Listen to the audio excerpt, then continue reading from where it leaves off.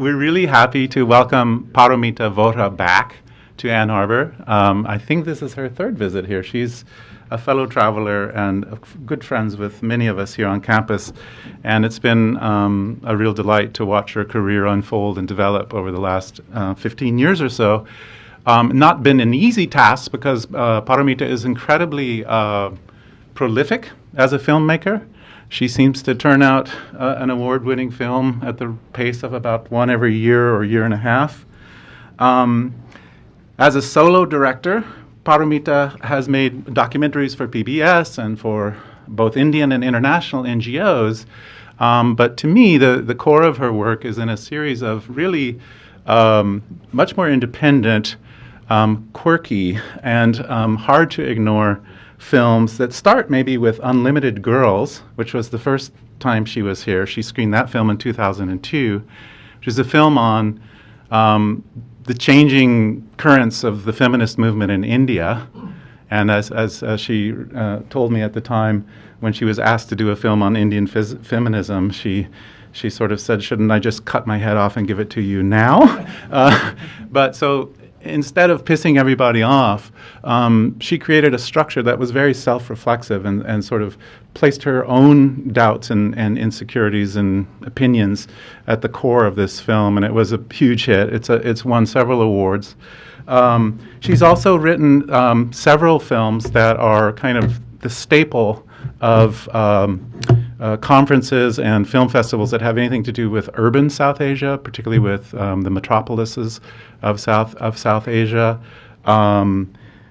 Here I would include Cosmopolis, Two Tales of a City, which is the film that I first learned there are such things in the world as vegetarian buildings. Where's Sandra, which was a really quirky and fun exploration into the stereotype of Catholic girls from Bandra, and QTP, which I think is actually a really important film. That film is also screened here. Q2P is the wrong way to pronounce it. It's Q to P, and it's about the absence of toilets in India's cities and the presence of some kinds of toilets in India's city. There's a whole lot of other ones, and I know you didn't come here to listen to me, so I'm going to jump quickly just to say one or two other things. One is, though she is a filmmaker now of some renown, fewer people know that Paromita is also a writer, a well-published writer. She wrote the screenplay for Khamosh Pani, which some of you will know, a film by Sabiha Sumar. She's published in Outlook, in India Today, in Tehelkar, and she's also writes a weekly column in the Sunday Midday, which is a Mumbai newspaper. That's well loved by her fans and others. Most recently, Paromita has completed a grueling introduction to the world of Indian reality TV, having just wrapped it's been broadcast this summer, a show by ZTV, which is one of India's networks, called Connected Hum Tum, which places cameras in the hands of 6 ordinary Indian women as they struggle through everyday love and life and family issues.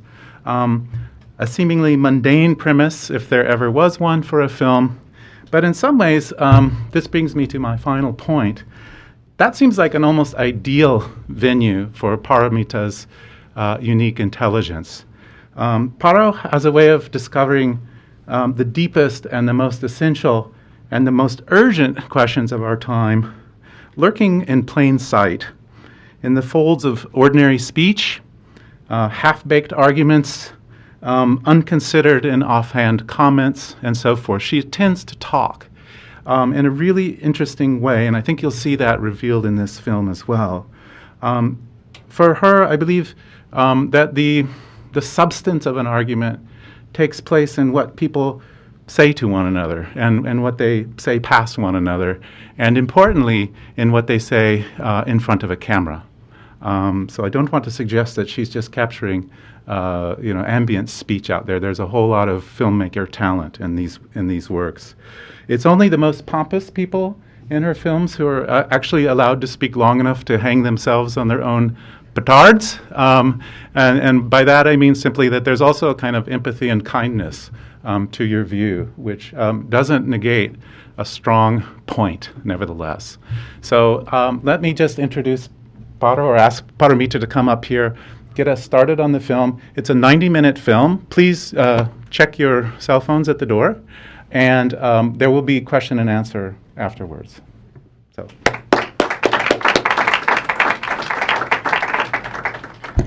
So thanks to Will for that amazing introduction, and thank you to the Center for inviting me, and to all of you for coming. And I won't say too much about the film, but I just want to warn you that you won't leave the room knowing everything about, intellectual property rights, because although that's ostensibly the subject of the film, the reason I made it, I had been asked to make it, and I didn't want to make it because I thought it would be a very boring topic. But I made it actually because today, if you're an artist, you can't not think about all of these things. And I just wanted to be able to talk about what it means to be an artist in this present scenario, to talk about the different conditions under which art is made, but to talk about the nature of creativity itself, how creativity functions, and how maybe law and commerce should incorporate that understanding of creativity into how art is sold in the world. So I hope you enjoy the film, and maybe talk about it afterwards.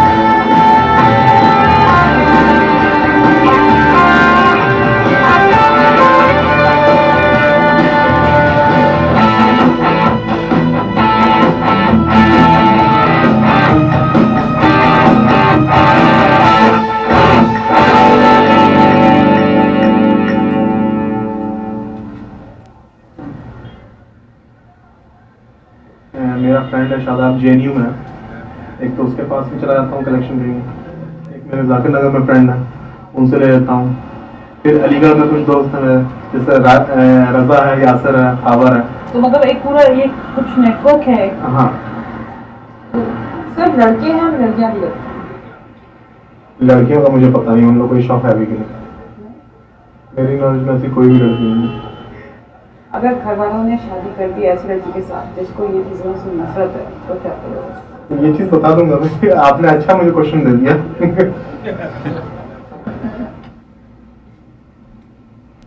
जो उमैया से लेता हूँ उसमें उसका नाम से folder बना रखा है। ये अपने भाई से ये डॉक्यूमेंट्रीज लिए हैं, उसके पास डॉक्यूमेंट्रीज बहुत सारी हैं। डाउनलोड करता भी है, मुझे पता नहीं था। ये हिंदी मूवी से कलेक्शन है। ये फनी वीडियो इसमें मैंने कई सारे फुटबॉल्स के भी हैं, कई सारे। इसके अलावा गेम्स हैं, इसमें म्यूजिक बहुत है इसमें। 9th में था, मैंने उस वक्त डेस्कटॉप लिया था फर्स्ट टाइम। तब मैं मूवी लेके आया था कौन ना प्यार है, वो मेरी फर्स्ट CD थी। उसके बाद जो है फिर तो CDs लेते रहे, CDs ली, DVDs ली, हार्ड डिस्क आ गई, हार्ड डिस्क लेने लगा। मैं अभी हाल फिलहाल में गया था नेहरू प्लेस, हार्ड डिस्क का ही पता चलता। मैंने ये पूछा था कि मुझे 10,000 GB की हार्ड डिस्क मिल सकती है कि नहीं, तो उन्होंने कहा मिल जाएगी, इट विल कॉस्ट 90,000। तो मैं वहीं चुप हो गया। आपको मालूम है ना कि हार्ड डिस्क क्रैश भी हो सकती है, लेकिन बहुत रेयरली होती है। हो गई तो फिर कुछ नहीं कर सकता, फिर करेक्शन करना पड़ेगा मुझे। चलो जिंदगी में मकसद आ जाएगा। आप थिएटर में जाते हो? जाता हूँ, वीकेंड्स पे ही जाता हूँ अपने फ्रेंड्स लोग के साथ। कोई अच्छी मूवी आती है देखने चले जाते हैं। वो ही डाउनलोड करते हैं? नहीं, वो भी करता है।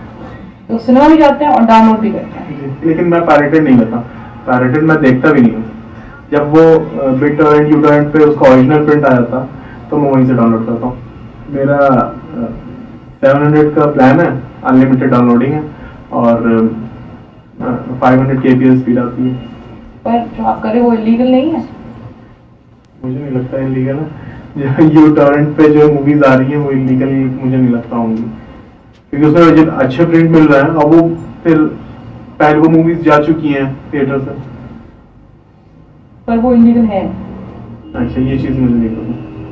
कैसे होता है अगर कोई चीज यू टॉरेंट आपको फ्री मिल रही है जो आपको नॉर्मली, लेकिन मैं तो इंटरनेट पे पे कर रहा हूँ ना। मूवी के लिए तो नहीं पे कर रहा हूँ। बिग टॉरेंट में जो है आपको मेंबरशिप के लिए आपको डॉलर्स में पे करना पड़ता है। कितना? $10 और मेंबरशिप। उसके बाद अनलिमिटेड डाउनलोडिंग है उसकी, वो हर मूवीज देते हैं। ये लाइफ टाइम मेंबरशिप है उनकी। तो आपको टेंशन नहीं है कि आप कोई इलीगल काम कर रहे हो? नहीं, ये तो मेरा एक शौक है और मुझे नहीं लगता ये मूवीज कलेक्शन का गलत शौक है। मूवीज कलेक्ट कर रहा हूँ, वो सब लोग शेयर कर रहे हैं, इसको कुछ गलत नहीं लगता मुझे। मेरे लिए तो पहली चीज है कि जहां से अवेलेबिलिटी बहुत आसान हो। लोग कहते हैं कि जो चीज इतनी आसानी से मिल जाती है ना उसकी हमें कोई वैल्यू नहीं होती है। मुझे कोई आसानी से नहीं मिली, मैंने बहुत मेहनत की इसके लिए। तो मुझे वैल्यू पता है इसकी। क्या वैल्यू है? मेरे लिए तो बहुत वैल्यू रखती है चीजें।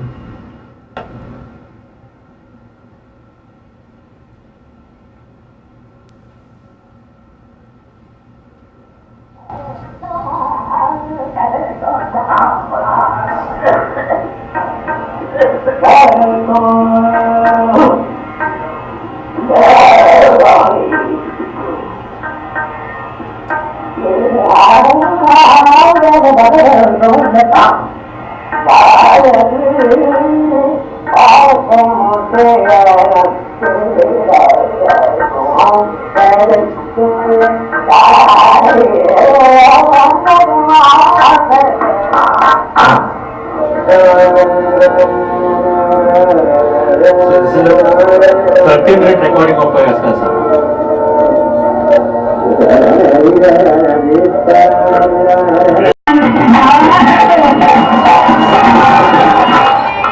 तुम्हारा जिसने रखा है ना रंपा हरामी पे रखा, तुम होगी बहुत आराम, कोई परेशानी।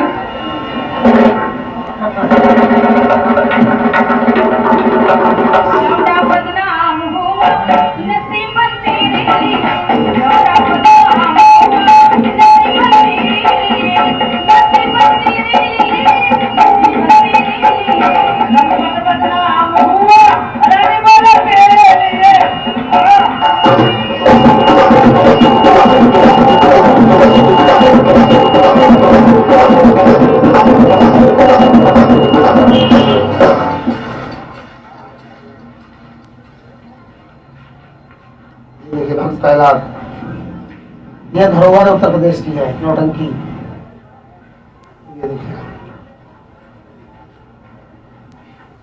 ये किसने लिखा है ना? श्री कृष्ण पहलवान ने। श्री कृष्ण पहलवान, ये इनका प्रेस था। आप कौन सी कंपनी में थे? कृष्णा बाई जो थिएटर चलाती थी, स्टेज पर हम लोग की मुलाकात हुई और वो आपस में प्रेम हो गया, उससे शादी कर ली। पर जो पहले नौटंकी करती थी जैसे गुलाब बाई और ये सब आप जो कह रहे हैं, हाँ, उस तरह की नौटंकी तो अब नहीं होती। नहीं होती है, अभी होती है नौटंकी। तो नौटंकी है, नौटंकी के नाम पे ही पार्टी चलती है। अब आप करें ना करें वो आपके परमिशन तो नौटंकी का मिलता है, परमिशन नौटंकी के नाम से मिलता है, डांस का नहीं नृत्य मिलता। कला के नाम से नहीं मिलता है। आज जो लोग चाहते हैं, जो नई पीढ़ी चाहती है, उसके लिए हम लोग कुछ बदल कर देते हैं, बाकी एक स्टोरी वही होती है। तो आजकल की पीढ़ी क्या चीजें पसंद करती है? आजकल की पीढ़ी को डांस ही डांस डांस ज्यादा पसंद है। लड़की हो, लड़कियां चेहरा हो, मोरा ना हो, शक्ल ना हो, लड़की होना चाहिए। हमारे बच्चे हैं हमारे इस लाइन से बहुत दूर है। ऐसा क्यों? नहीं हमने मेरे को रखा। पसंद है। भाई अब वो टाइम जमाना नहीं रह गया कि हम लड़कियों को इस लाइन में डालें, हमने डाल दिया। उनका किसी से टच हो गया मामला, शादी कर लिया, लव मैरिज कर लिया, तो क्या करेंगे फिर? पर लव मैरिज तो आपने भी की। वो तो ठीक है, लेकिन हम लोग समझदार थे, हम लोग कलाकार थे। आजकल के बच्चे समझदार नहीं होते, इस तरीके की फिल्में आ रही हैं, इतने इतने कपड़े पहने, अभी इतने जो गाना आया मुन्नी का गाना, लड़कियों के आगे हम लोगों को कौन देखे? आज से 20 साल पहले हम लोग आते थे, हम लोग फुल कपड़े डाल दिया उसने। लहंगा वगैरह। और इसी गाने में फिल्म चल गई। तो आपने देखा था वो गाना? ये 20 साल पहले जाते थे गाना। इसकी पलट बनाए इन लोगों ने। बहुत पुराना गाना जो खुद ने मालूम किसने बनाया, लेकिन सुनते रहते थे गाने लगे। तो जब आपने फिल्म में देखा वो गाना आपको गुस्सा आया? अगर हम लिखे होते हैं तो गुस्सा आती है कि देखो हमने किसी से अच्छा नहीं गाना लिया, इसको खराब कर किसी से नहीं लिया। भोजपुरी जो है पहले हम लोग गाते रहते हैं और फिल्म वाले उसको देख के नकल कर लेते हैं, ये है हमेशा। हाँ। कभी उल्टा भी तो होता होगा। कभी कभी हम लोग फिल्म से ले लेते हैं। हम भी उनके गाते हैं, फिल्म वालों के, फिल्म वाले हम लोग के ले लेते, तो उनसे क्या? पर जो फिल्मी कंपनियां हैं वो कहती हैं कि अगर कि आप हमारा गाना गाओगे तो आपको हमें पैसे देने पड़ेंगे, आप यूं ही हमारा गाना नहीं गा सकते। आपको ये पता था? नहीं, स्टेज को रोक नहीं है, किसी का भी गाना गाना चाहिए। किसी का भी गा सकते हैं। जो चीज मार्केट बिक रही है, मैंने आपको बताया ना, जो चीज मार्केट के अंदर बिक रही है उसको कोई भी किसी वक्त यूज कर सकता है, उसको कोई दिक्कत नहीं।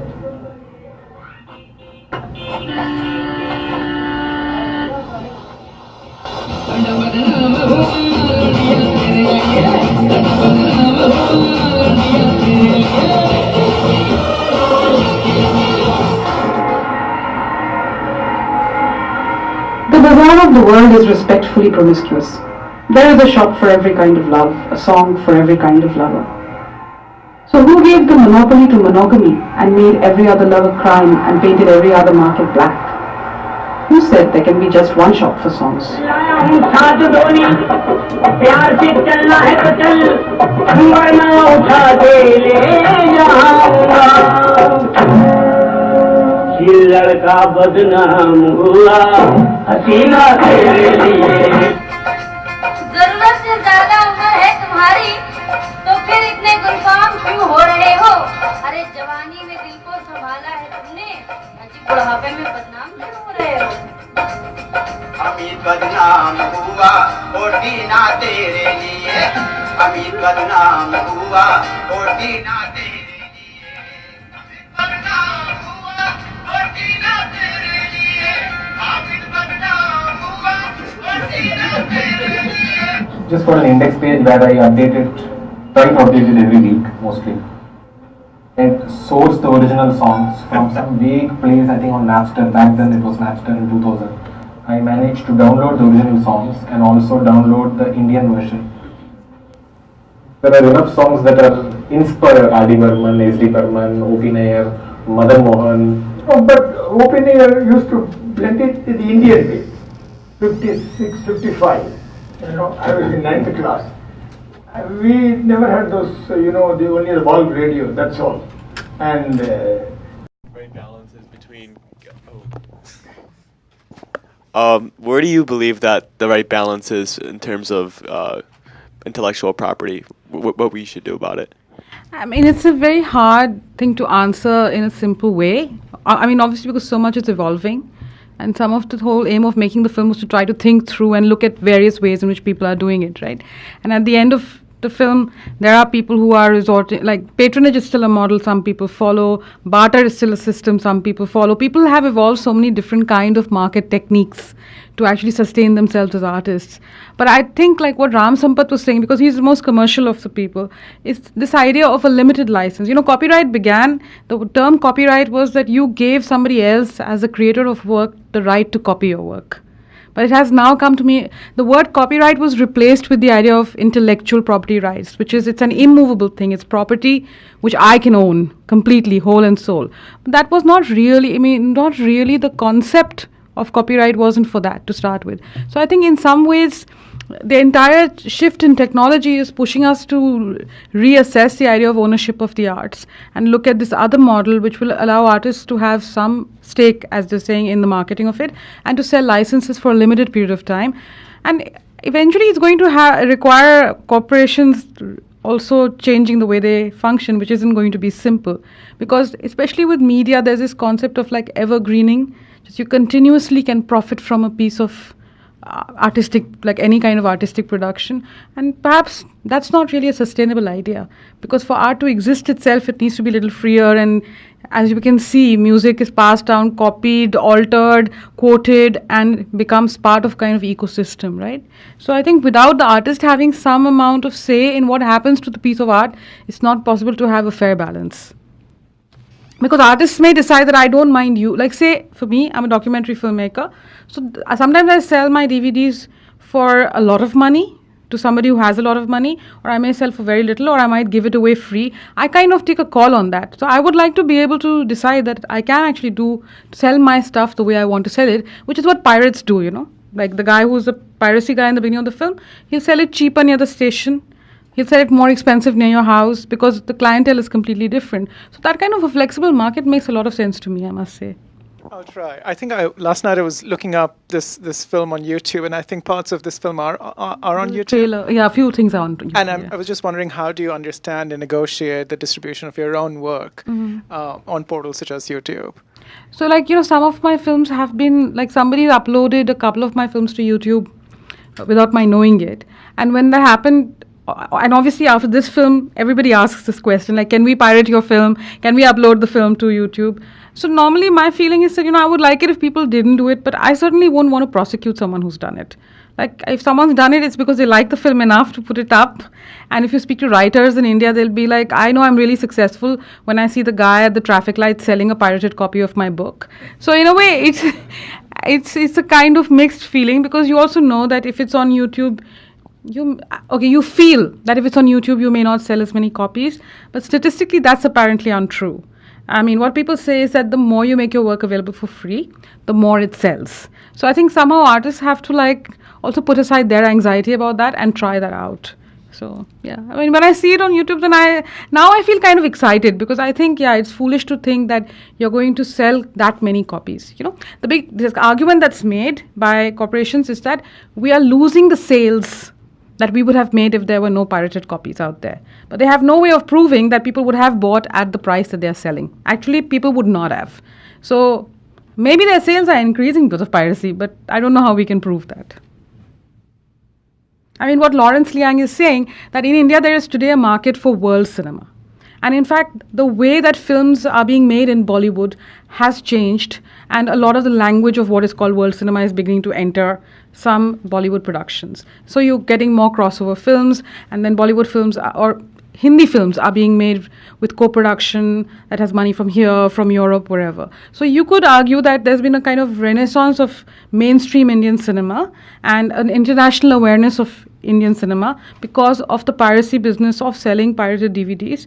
I mean, people like Anurag Kashyap, who's now a very well-known filmmaker internationally, his office must be having like 2,000 pirated DVDs of films from all over the world, and he is a self-taught filmmaker who learned basically by watching these films. So I think there's some truth in this, that you can create new markets by keeping some borders open. You can't control and make everything so hermetically sealed, because then, just like every other thing in creation, things will start to die out. So I think, yeah. I will welcome at the same time. Thank you so much. I really enjoyed Thank film. you. I particularly was just taken by the shifts in perspective to kind of have a narrative arc, but it all was about the sound to me, and I was curious if you could contextualize the ownership of the intellectual property rights of music and sound, maybe within kind of larger intellectual property bits within India. And I kept kind of thinking, I mean, before I came in, before we know what this is about, I was thinking about like the umpty number of geographical indications that India now has. I mean, we're like talking about 200 now, in which like states are the holders of intellectual property, not the producers. And so I'm seeing kind of similar trends in the shifts of scale. If we're kind of thinking about intellectual property debates generally, again, that's just kind of what I know about. And I was just kind of curious if you could maybe situate it in other concerns within. I mean, if that's something that your research. I mean, the thing is, there was a decision to the film was not necessarily meant to be about music, but music seemed to be the most appropriate way to talk about it, because the maximum number of experimenting with how to sell and pirate pirating and all of that has happened with music. And I think what happens with music is it laid bare very strongly the process of creativity, which is that music occurs as a kind of giant conversation across the world, and that one piece of music leads to another piece of music. I mean, you're going to have the Mangniyars perform, and in a sense, those traditions of music highlight the way music is carried forward. So oral tradition means Mirabai made some songs in the 16th century, and then my caste performed them, and then we handed down generation. Until today, it will be called Mirabai's songs. But we have no idea if they're actually the way Mirabai sang them, or whether she first of all existed as a poet or not. But the thing is, there's what it's called a chap. Like, we know, we can identify that this is that way of performing or that kind of song. It is Mirabai's, like, it's a tradition of performance, right? But of course, a song evolves, and you will find examples of the same type of song sung differently in so many regions. Like, I heard a song performed by the man who sings, the folk singer who sings, it was the end of the film, Juma Khan. He sang a very interesting song about a man and his wife fighting, and him telling the wife that don't be angry and sulk under the tree, I'll buy you a mobile phone, I'll do this, I'll do that. So he had made up a new version of the song. But then I saw a recording on YouTube of a very old version of that song from Sindh in Pakistan, which is obviously the same song but sung differently. So there are also all these like different versions of a song that get made depending on your context and how that is meaningful to you. Now, it's kind of like any ecosystem, that you have to have a commons. You have to put back into the common field what you take out from it. And I think for books, which is what originated copyright, it's much more straightforward, because I write a book and I say it's my original work. So Salman Rushdie can say that The Sea of Stories is his, Harun and the Sea of Stories is his original work. But the fact is that even the name, The Sea of Stories, comes from Katha Sarit Sagar, which is a sea of stories that exists in folk tradition in India, right? So, and everything in that wonderful book of his, in fact, is drawn from so many popular references. How is he going to say that he and he alone owns it? Now, Vijaydan Detha, the writer, the Rajasthani writer, says that my rendition of it is mine alone. Nobody else can render it the way I have rendered this story. So you certainly need to be acknowledged for that as an artist, and you need to be rewarded for that if your work is loved enough by people. But then should you forever and ever, generation upon generation, prevent anybody from having any iteration that's related to your work? I don't think so. I mean, I think it's really cheap of Salman Rushdie to charge a small group in Bangalore, or not to charge them, to prevent them from performing. You know, I don't think you should prevent anybody from showing your film, or like, even if somebody who's my enemy wants to show my film, I'm not going to prevent them, because that's the thing you made, you want to put it out. So this idea of an ecosystem, which you put it back into, you take from it, and that's the cultural space that is common to all of us. I think it's very important to bring that in to the arts. And I think the trickiest proposition is for filmmakers. Like, by the time I finished making this film, I was like, I think filmmakers are doomed, because it's easiest to copy, and you really, I mean, I don't know how to, like, you cannot do a personal rendition, right? The film is your rendition. So I think filmmakers may be an endangered species now. And maybe it's like everybody has the tools to make their own film today. So there will be more and more filmmakers. I think when the gramophone was first commercially made available in the United States, there was a music conductor whose name I'm forgetting, who was very upset, and he tried to file a lawsuit to stop it happening. Because the thing he said is that amateurs who perform music themselves, who sing or play just because they love music, will cease to exist, because people will only listen, and so they will forget how to appreciate music, and then forms of music will die out. And I think that has kind of come true. But what's happening now is that amateurs can exist again, right? And so if there are many people making their own films or making their own kind of art projects, then their appreciation of the arts will go up. And I think there will be a space for arts that are not only commercial, because art can't exist only as a commercial entity. Art is tied to life itself. And the way that in folk practice, art exists for every important human moment, birth and death and sickness and whatever. And I don't think that's done because, I mean, art is mystical, so maybe it works in that way, but it's also because it's acknowledging the importance of art in life. And it's acknowledging that you can't live only by money. You need some immaterial things. So it's an entire economy and a politics built on that understanding. And I don't think that's unsustainable. So I think it's like a whole kind of reworking of the ideological basis of anything now. That nothing is meaningful if it can't be materially accounted for, is how everybody thinks. So supposing all the people at the end of the film said, oh, well, we do this great thing, but we don't make any money, I think everybody would dismiss them. It's a fact. So even when we made the film, we were very conscious to have people in there whose work is sustainable, because we want the audience to feel like, okay, it's possible to live this way, right? But we have to, I guess we'll have to unlearn that for that debate to be rejigged and some new laws, even the acknowledgement that law has to continuously evolve with this changing technology, but based on an understanding of how something actually occurs, I think is really important. I don't know if I've answered your question. Okay. I don't know. See, okay, like I think that this idea of love, it was something that evolved towards the end of the shooting, because I noticed that everybody used love as a metaphor. It's not just that they say I love something, but they always speak about marriage and love when they were talking about how much they love music or they are performers. So that I found very striking, and also this idea of partnership, which was there throughout. Of course, crime and who's a criminal and who's not a criminal, but then who you partner with. You partner with somebody to make something possible. So these things.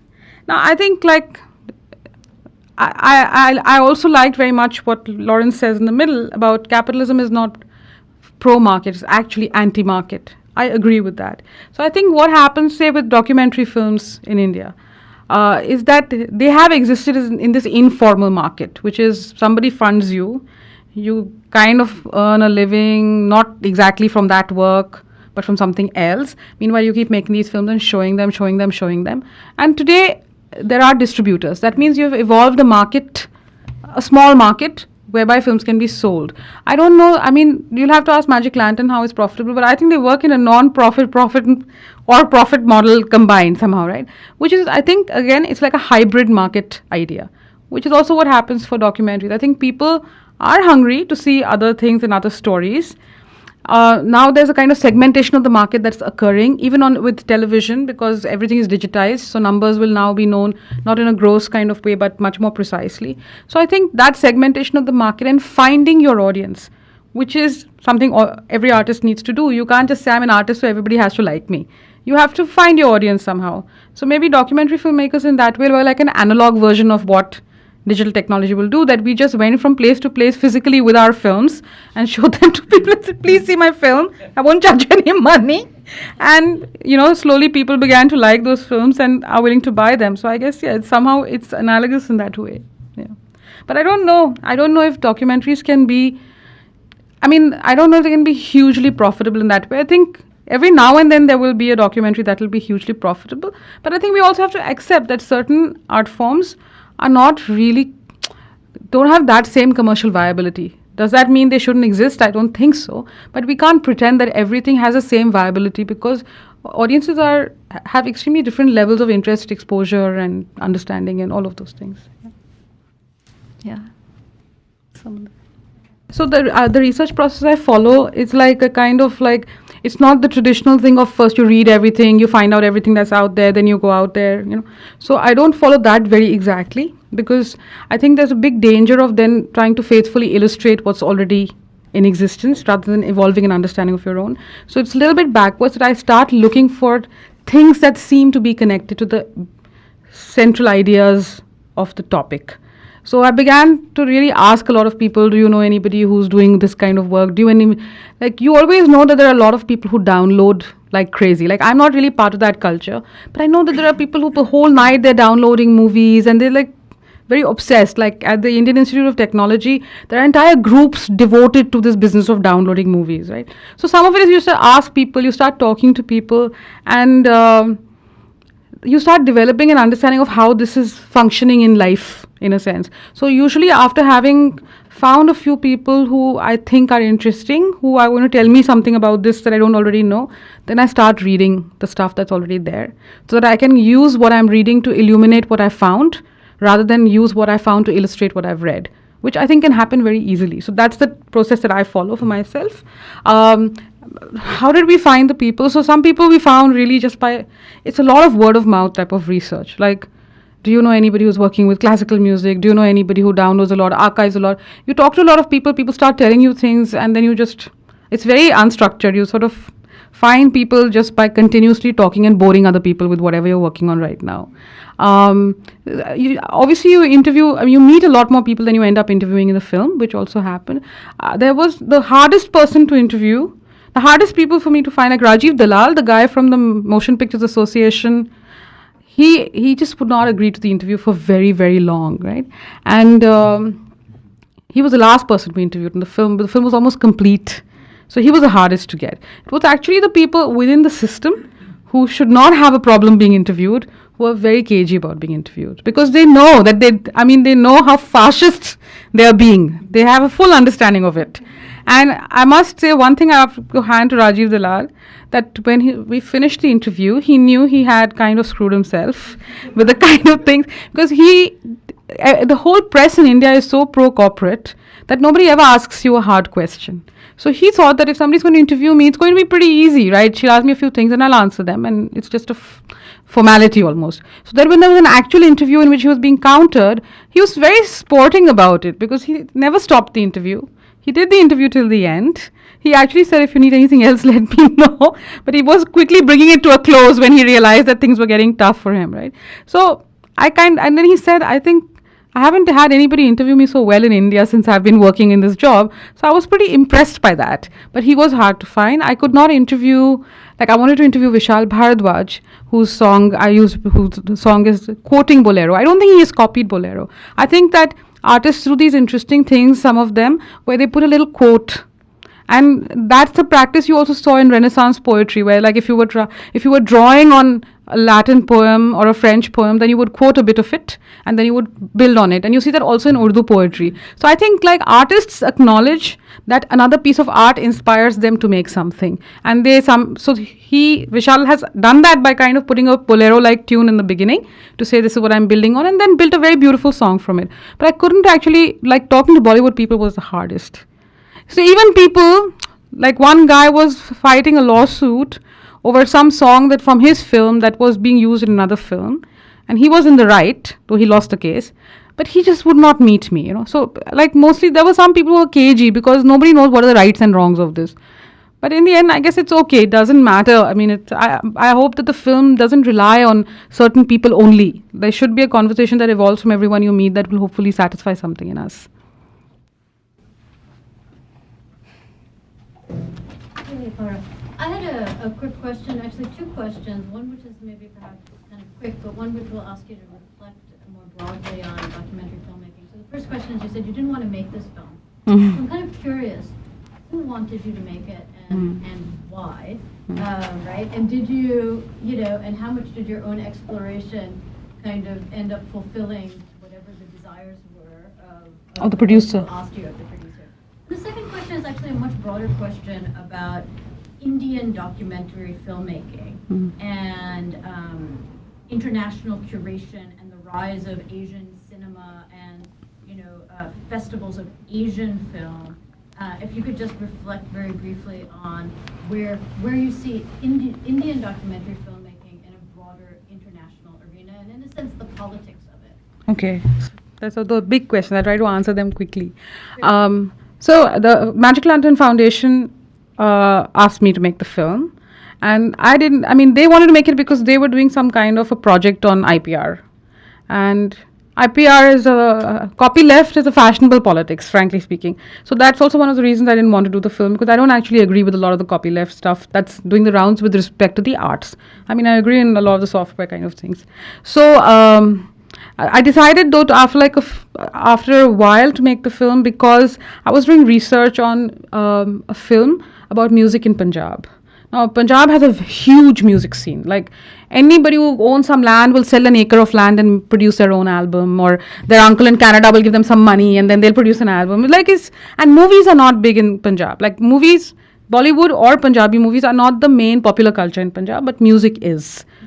So when I went there, I found wow, there's so much stuff I didn't even know existed. Great music, actually. And I was also struck by the fact that it all gets pirated immediately. And a lot of it was actually the growth of the Punjabi industry happened a lot through T-series. And then there were all these fights within because T-Series would not allow people to perform their own music. You could not sing your own song on stage, and that's actually a fact even today, without the company agreeing, because the company now owns the song. So you have to pay a license fee to the company to sing your own song. And I was like, how can this be okay? And you know, like, because there are so many artists and they're really great artists, like you meet all these people who are great singers and great lyricists, and they come from villages and they've moved to Chandigarh or wherever it is, Nabha, where they are playing, where they're succeeding in their industry. But they all have some painful story or the other to tell about their encounter with the corporate. So that got me really thinking. Plus, around that time, I was writing some scripts in Bollywood, and all the contracts that I shot in the film are all my contracts, where everything was like your children, their ex-girlfriend's children cannot have any claim on this. You can't have claim on this. This is the world and the solar system kind of thing. And I used to feel so traumatized when I used to read those contracts, and I used to feel like I'm so worthless. The contract always made you, the artist, feel like you are the most worthless part of this exchange. So that by the time you finished signing the contract, you were so beaten down that it's a given that you wouldn't also be able to perform to your best. I never felt that I'm being asked to write because I'm a good writer. Really, that contract process was of that kind. Now I never read contracts. I just give them straight to a lawyer because I know it will totally destroy my psyche before going into that relationship. So I just realized that actually the way that IPR is spoken about, it seems like it's not connected to our lives at all. I mean, the way copyright fascists talk about it and the way that copyleft fascists talk about it makes it seem like it's unconnected, because even to say that all art should be free makes me wonder how I'm going to make a living. So I feel it's not a very useful way for me to think about anything. So yeah, once I could understand why it was linked to the lives we are leading nowadays and the things that are all around us, then I felt compelled that, yeah, I should make this film. I think I have something to say and I learned something. I don't know what Magic Lantern feels about it. That you'll have to ask them, I guess. I mean, they've used the film, and people who are working on these and related issues are using the film. Lots of law schools are showing it, so I feel that may be a good thing. That was your two questions, right? Your third question about the Indian documentary and international curation. Yeah, even just a brief kind of sense of where you feel like, is there a category? Is it even valid to talk about a category of Indian documentary filmmaking, or would you want to fight that itself? But Some of your reflections, if you would. I think, like, for Indian documentary, it's been a complex journey because most documentaries are produced by the state at the start. And in fact, I think it's a very good and related example of how you can kill a market. Because if you tell artists that, well, we're going to... there was a man called Paul Zils, a German guy, a very interesting guy, who was like Aryan-looking fellow, but didn't want to be part of the Nazi thing. So he ran away from Germany. And through a series of travels, he ended up in Sumatra, where during the Second World War. And then he got arrested by the British and brought to a prison camp in Bihar. And there they found that he had some talent for producing shows and stuff, so he began to produce these musicals with the prisoners. I don't know how it happened, but when the British set up a kind of agency to produce documentaries to support the war effort, they asked him to head it. And so he did. So he became a very important figure in Indian documentary in the 40s and 50s. And when India became an independent country and they set up Films Division, which was to produce documentaries, he wrote an essay about how this is going to destroy independent documentary in India, because if the state supports everything, then people will not be reaching out to an audience. And in fact, what he said came to be true, because those films, quite apart from the fact that they were propaganda and all of that, there was also no need for documentary filmmakers to think of an audience. And I think that was a kind of disease which continued even into independent filmmaking, which was political and meaningful for a certain population, but thinking of an audience as a market, not in a kind of rapacious way, but thinking that you have to meet an audience and there's a relationship between the artist and the audience that is formed through making the film, I think was not a very important part of Indian documentary for a long time.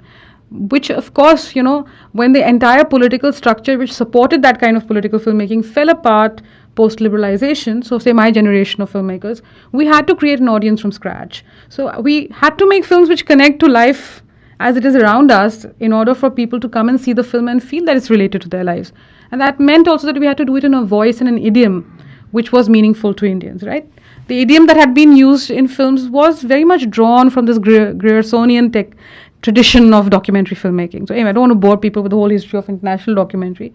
But I think there is a difference between those films that people love in India and the films that get internationally curated. Because I think the language of a lot of documentary that is practiced, mainstream documentary that is practiced in the West is follow a single character, have a very tight narrative. It should feel almost like fiction. So it should not be very dense, layered, idiomatic, very local in the form it's made. So that sort of does govern a lot of the films that both get huge amount of funding. Always a film that will explain India to others instead of merely be a film that was made in India about something that may or may not concern or connect to your life. So I think like films that are about bigger philosophical ideas, if they are coming out of India, don't actually travel well.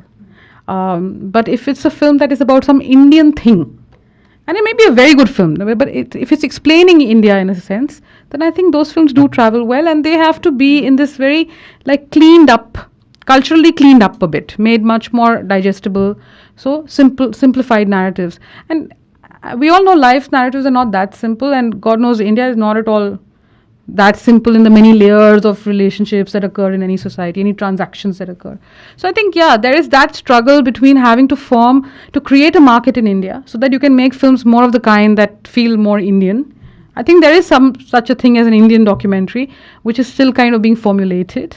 But I think it's very different from the way documentaries are made in other parts of the world, for sure. You know, it's a lot more disruptive and disrupted. So I think that the only way to make it really succeed is to create a market in your own country, because it's fair enough that people from other places will fund the kind of films that they like to watch. Why should they fund any other kind, really? So yeah, or even show any other kind, maybe. Yeah.